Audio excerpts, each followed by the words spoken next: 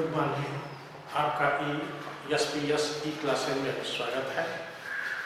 हम लोग क्लास 9 का फर्स्ट लेसन का ही जो है बायोलॉजी पढ़ रहे हैं, जिसमें मैंने आप लोगों को cell, kind of cell, shape and size of cell, animal cell and plant cells, difference between animal and plant cells and cell organs के बारे में हम लोग पढ़ रहे हैं। सेल ऑर्गन्स में आप लोगों को मैंने सेल वॉल, सेल मेम्ब्रेन, ये outer surface of this cell के बारे में पढ़ा चुका था। ये दूसरा जो है साइटोप्लाज्म में पाए जाने वाले सेल ऑर्गन्स में माइटोकॉन्ड्रिया के बारे में मैंने पढ़ा चुका था। आज हम लोग उसमें जो है प्लास्टिड पढ़ रहे थे। ये प्लास्टिड के जो है हमने बताया था कि it is the found of the especially only plant cell, but animal cell are absent to the plastic cell organs. This plastic is the three type: first leucoplast, second chromoplast, third chloroplast. I explain to leucoplast, second chromoplast are explained. Today explanation of the chloroplast.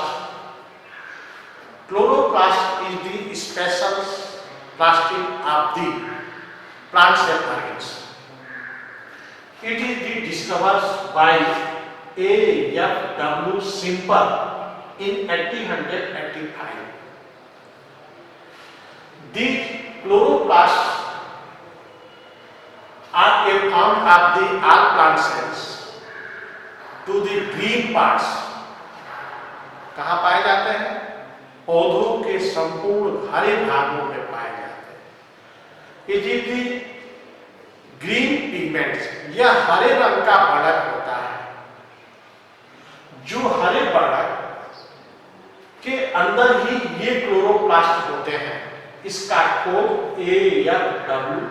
Simple नामक वैज्ञानिक ने 1885 में किया था।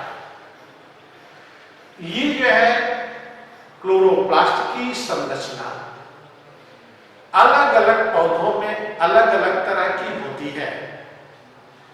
जैसे spirogyra में सी shape में होती है।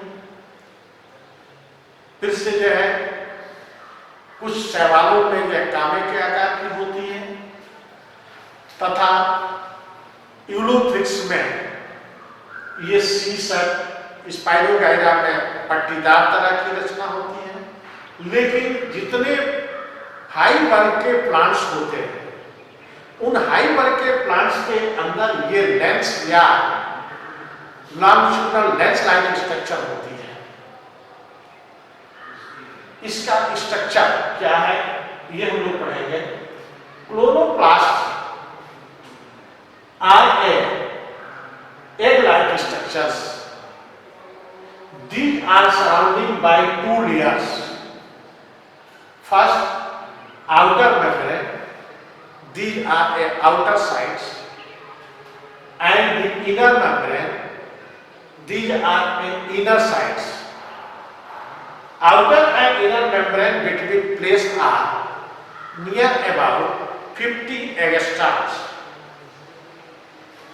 and inner part is the field of the proteins layers. These are called to stroma, and it is the found of the DNA and RNA. This stroma is the presence of the longitudinal slip-like structure that is the called of the nebula. अर्थात इस stroma के अंदर लंबी लंबी पट्टी की पट्टीदार तरह की रचना होती है। इस पट्टीदार तरह की रचना को हम नेबुला या पट्टलिकाएं कहते हैं। जो पट्टलिकाएं के अंदर, झिल्लियों के अंदर एक छोटे छोटे थाइरोक्वाइड्स होते हैं। जो थाइरोक्वाइड्स एक के ऊपर एक सनकर एक सिक्के क्वाइंस जैसे चट्टे का निर्माण करते हैं, इसको हम ग्रेनम कहते हैं। ग्रेनम भी छोटे छोटे जो है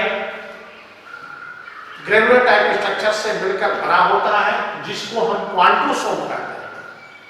क्वांटोसोम्स के अंदर एक सेल्स में ये क्लोरोफिल पाई जाती है, जो क्लोरोफिल की संख्या लगभग 230 तक जो है, ये एक सेल्स के अंदर इस क्लोरोफिल की संख्या होती है, जिसका अणुसूत्र जो है C55 H72 O5 M4 Mg होता है। ये यूनिट ऑफ द फोटोसिंथेसिस अर्थात प्रकाश संश्लेषण की इकाई होती है। इसी में प्रकाश संश्लेषण की क्रिया जो है होती है, इसी क्लोरोप्लास्ट के अंदर होता है। फिर से एक बार और एक्सप्लेन कर रहा हूं। All big plants, the chloroplasts are longitudinal lens-like structure. These are surrounded by two layers, outer and inner membrane. Between outer and inner membrane are 15 angstroms distance, and inner part is the field of the protein matrix, that is the called of stroma. Stroma is the found of longitudinal slit. That is the called of the lamina. Lamina is the cover of the membrane, and it is the field of the thylakoids. Each thylakoid are arranged to one upon to another. Formation of a coin-like structure, that is the kind of the granum. The number of granum is the one cells 40 to 60 numbers, and it is the formation of the quantosome. Quantosome cells is the found of a 230 chlorophylls. It is the unit of the photosynthesis of the chlorophyll. The number of 230. That formula is the C55 H72 O5 M4 Mg. Function of chlorophyll.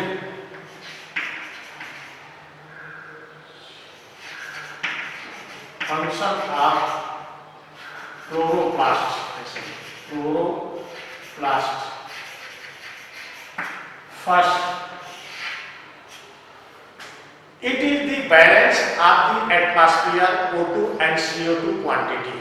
यह वातावरण के अंदर oxygen व carbon dioxide की मात्रा को balance बनाए रखने का, संतुलन बनाए रखने का कार्य करता है।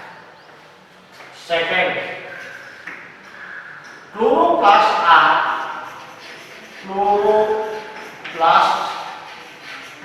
are formation of the foods for each animals in earth. ये सभी इस पृथ्वी पर सभी जीवधारियों के लिए आवश्यक भोज्य पदार्थों का निर्माण का पहला रॉ मटेरियल, पहला आधारभूत निर्माण करने का कार्य करता है। इसलिए इसके कारण इसको हम प्रोड्यूसर या उत्पादक। तीसरा, it is the provided of energy to as animals, अर्थात ये सभी जीवों के लिए आवश्यक ऊर्जा ईंधन उपलब्ध कराता है। सभी जीवों के लिए आवश्यक ऊर्जा ईंधन उपलब्ध कराता है, प्रोवाइड कराता है। ये इसका कार्य है। क्या पहला बोला कि यह O2 तथा CO2 की मात्रा को बैलेंस रखने का कार्य करता है। दूसरा बोला हूं कि सभी जीवधारियों के लिए यह सबसे प्राथमिक ऊर्जा ईंधन होता है, जो सभी जीवों का ऊर्जा का आधार है। तीसरा मैंने बोला हूं कि यह एक आवश्यक ऊर्जा ईंधन है इस पृथ्वी पर भोजन का निर्माण करने का कार्य करता है, जिससे ये जीवधारियों के लिए आवश्यक सारी आवश्यकताओं की पूर्ति इसी के द्वारा जो है होती है, क्योंकि यही सौर ऊर्जा को रासायनिक ऊर्जा के रूप में जो है परिवर्तित करता है। अगला, अब इसके बाद हम लोग पढ़ेंगे क्लोरोप्लास्ट। ये प्लास्टिक के बारे में हम लोग पढ़ेंगे। अब प्लास्टिक के बाद जो है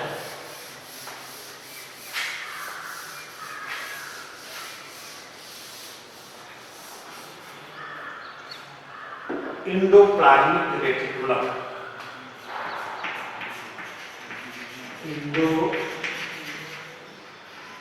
endoplasmic reticulum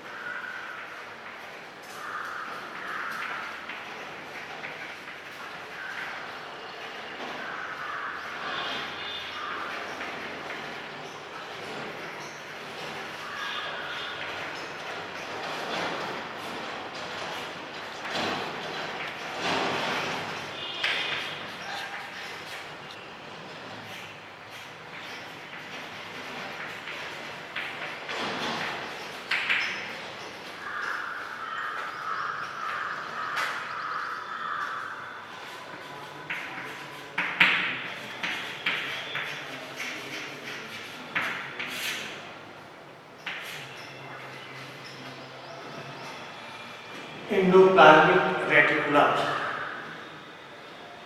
endoplasmic reticulum each cells, each eukaryotic type of cells are situated on the nucleus outer surface। अर्थात प्रत्येक यूकैरियोटिक कोशिका के केंद्रक के चारों तरफ आउटर सरफेस पर इंडोप्लाज्मिक रेटिकुलम पाया जाता है, जो झिल्लियों का ये समांतर विन्यास होता है। इसका खोज सर्वप्रथम के.आर. पोर्टर ने किया था। क्या बोल रहा हूं? के.आर. पोर्टर ने किया था।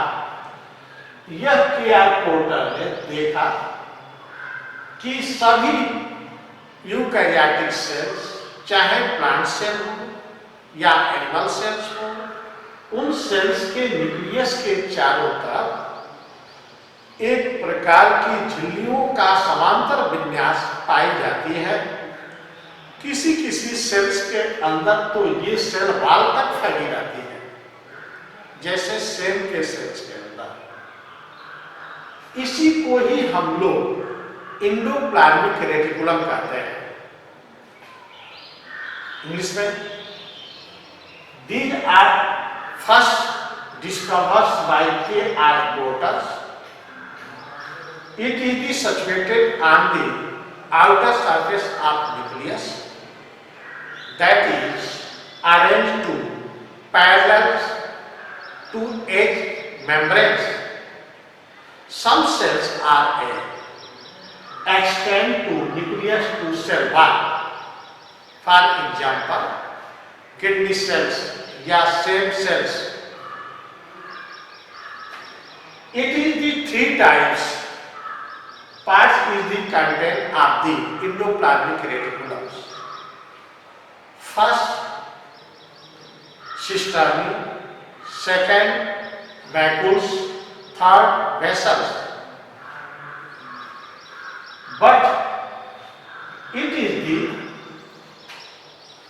divided into two parts on the basis of ribosomes particles.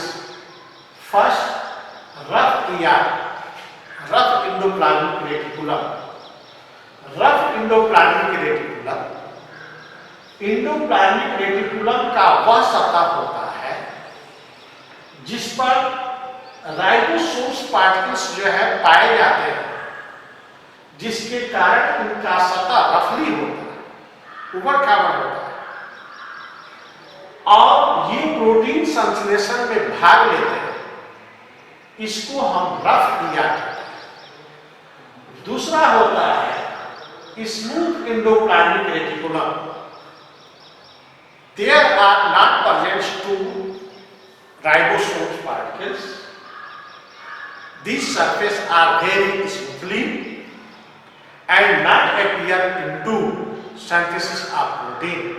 और ये प्रोटीन संश्लेषण में भाग नहीं लेते। इस सतह को हम लोग ये स्मूथ या सपाट एंडोप्लाज्मिक रेटिकुलम कहते हैं।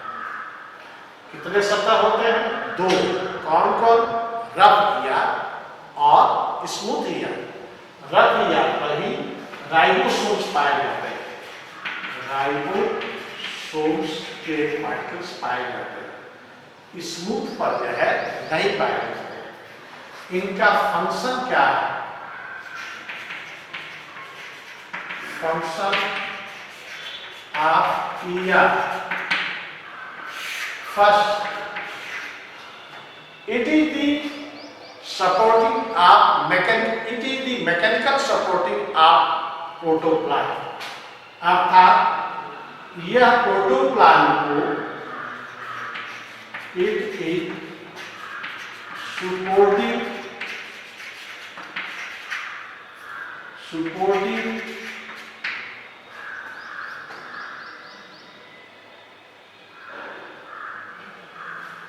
mechanical supporting of protoplasm. Mechanical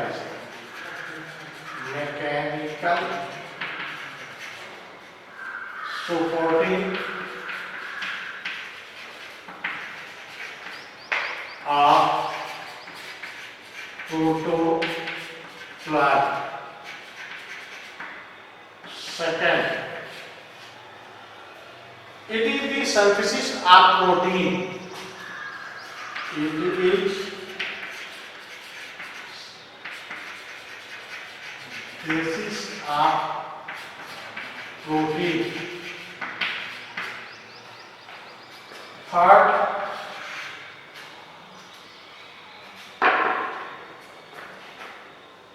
it is formation of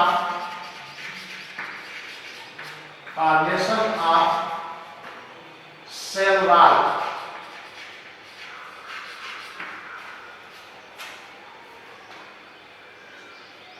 क्या क्या मैंने बोला? यह जीव द्रव्य को यांत्रिक सहारा देने का कार्य करता है। अर्थात it is the mechanical supporting of protoplasm. Second, it is the synthesis of protein. इस पर के राइबोसोम्स कण जो होते हैं वो प्रोटीन का संश्लेषण करने का कार्य करते हैं। तीसरा बोला हूं कि during the cell divisions of the plant cell, it is divided into two parts. Mid part is the form of cell plates.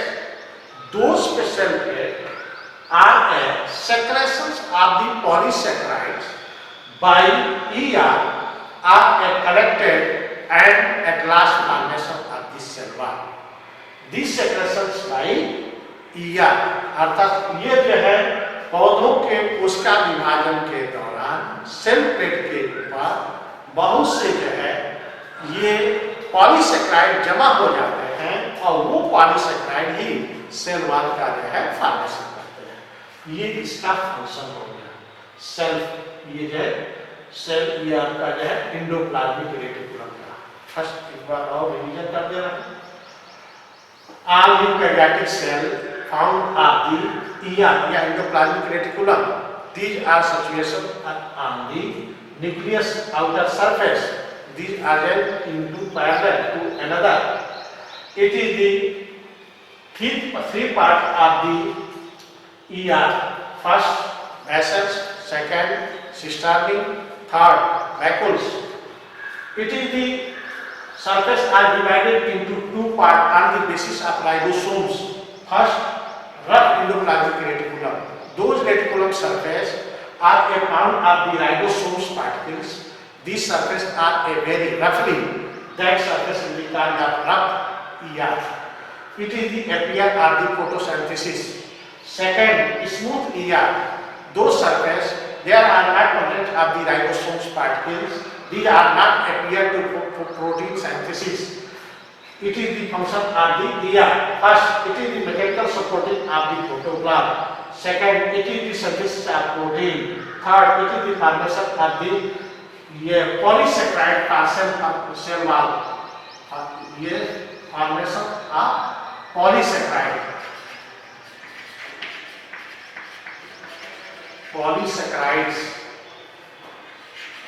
formation of cell wall. Second, third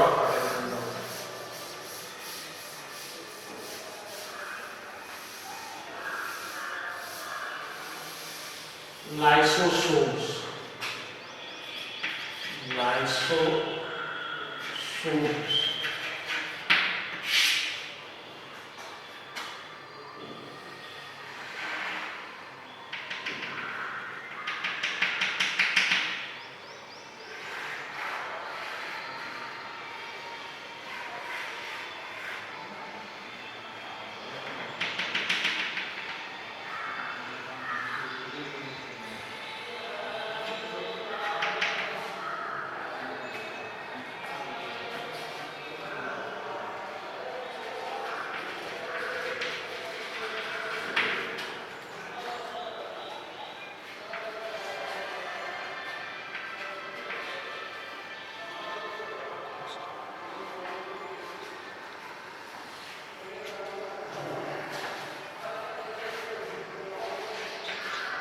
It is the very small cell organs of the all cells.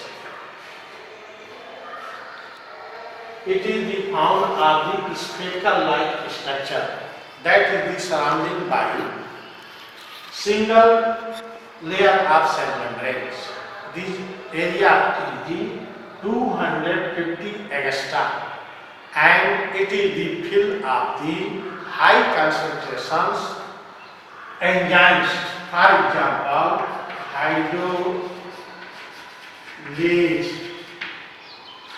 oxidase, peroxisomes, etc. That is the fill in the high concentration of enzymes, for example, hydrolase, oxidase, peroxisome, etc. It is the function of lysosomes. For example, lysosomes is the very small cell organs in the eukaryotic cells. It is the spherical-like structure that is the surrounding by single membrane layers. This area diameter is the 250 angstrom and it is the field of the high concentration of enzymes, for example, hydrolase, oxidase और oxisome etcetera. It is the function of lysosomes. Function of lysosomes.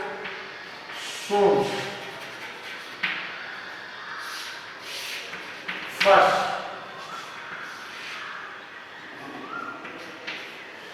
some animals do main role of the digestion. कुछ जीवों के अंदर इसका पाचन में महत्वपूर्ण role होता है, जैसे amoeba, paramecium etcetera. Second, it is the field of the high concentration of enzymes. By the way, किसी बाहरी चोट के कारण यदि फट जाए तो इसमें के भरे हुए एंजाइम्स बाहर निकल करके जो सेल ऑर्गन्स, ये प्रोटीन, लिपिड्स इत्यादि के बने होते हैं, उनको भी डाइजेस्ट कर देता है, जिससे वो सेल मर जाती है. इस कारण इसको सुसाइड बैग के नाम से भी जाना जाता है. Suddenly it is the external force of a plastic. These field of the high concentration of enzymes and blast to the mixed into cell organs.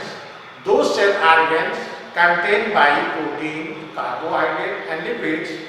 Those food material are digest and damage of these cells, so its regions. It is the cause of the suicide bag of cell. Third, कुछ ऐसे जीव होते हैं जिनमें अनावश्यक अंग आ जाते हैं, जैसे टेडपोल के अंदर टेल का होना, उनको भी डाइजेस्ट करके नष्ट कर देता है. ये जो है लाइसोसोम्स के द्वारा ही जो है ये डाइजेस्ट होकर के नष्ट होते हैं. इसके अंदर के एंजाइम भी नष्ट करते हैं. फोर्थ, बहुत से ऐसे सेल्स ऑर्गन्स के अंदर व्यर्थ पदार्थ, हानिकारक तरह के एक्सट्रैक्टरी मटेरियल्स जो है जमा हो जाते हैं, टॉक्सिक मटेरियल्स जो कलेक्ट हो जाते हैं. उन टॉक्सिक मटेरियल को भी डाइजेस्ट करके उसको ये इंटीग्रेशन करने का कार्य